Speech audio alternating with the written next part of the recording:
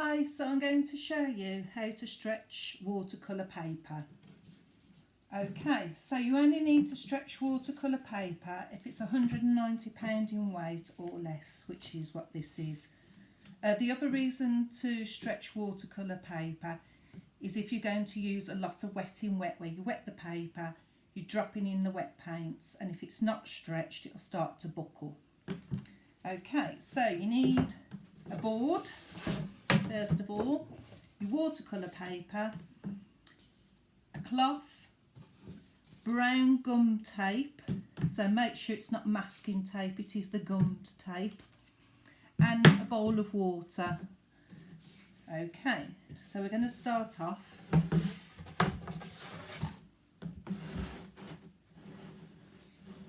Move the water around here. So the first thing to do is make sure you measure out the edges of your paper with the tape. So I do it rough, but you can do it with scissors if you want to.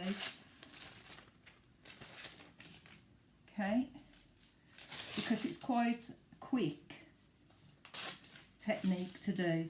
So those are my ends, so I can put those to one side or go on the floor, as mine have done.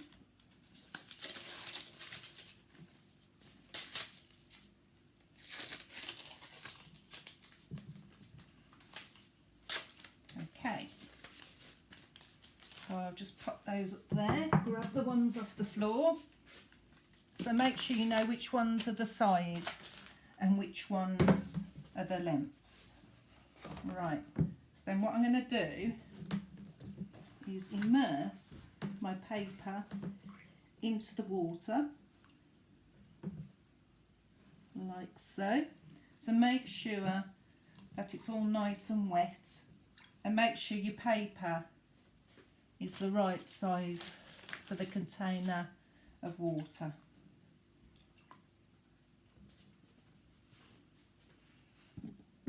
So if I just lift that up there, you can see. Okay, then what you need to do is grab a corner, so you're not leaving it in there too long, you don't want it to become paper mache. So you're lifting it out like that, it's a bit crumpled. We'll move our bowl of water.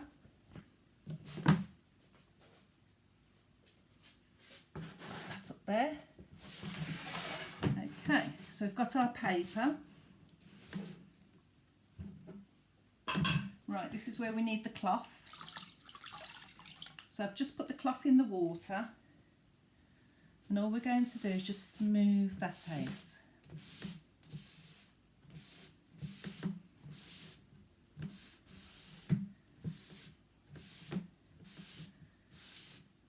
Okay, put the cloth back in the water.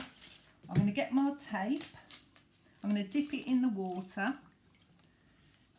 taking off any excess water, and then you're going to place it along the top of your paper, and then with a cloth just go over it. So you need a good grip, so I've got that much grip on the paper. If it's too much on the end it won't work, it'll all come undone. Okay, then I'll go down to my length again. What I do is put my gum tape in the water, take off the excess, and then I'm going round the next side. Again, good grip on the paper. With my cloth, I'm just going to smooth that down.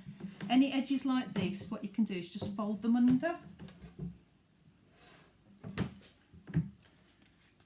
Okay, now I'm going along this edge here.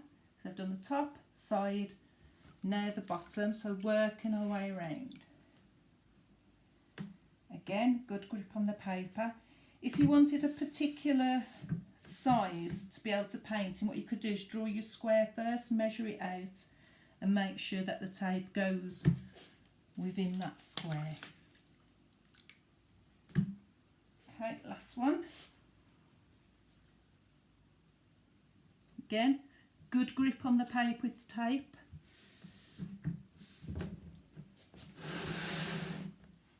And again, what I'm going to do is just fold this over. and it's as simple as that. So then what you're going to do is you're going to leave that flat to dry, and then the next day it'll be ready to paint on. So don't put it under your mattress, don't put it on a radiator, don't use a hairdryer, just let it dry naturally. And as it starts to dry, you might get some bubbles like this, but it will dry perfectly flat, ready to paint on the next day.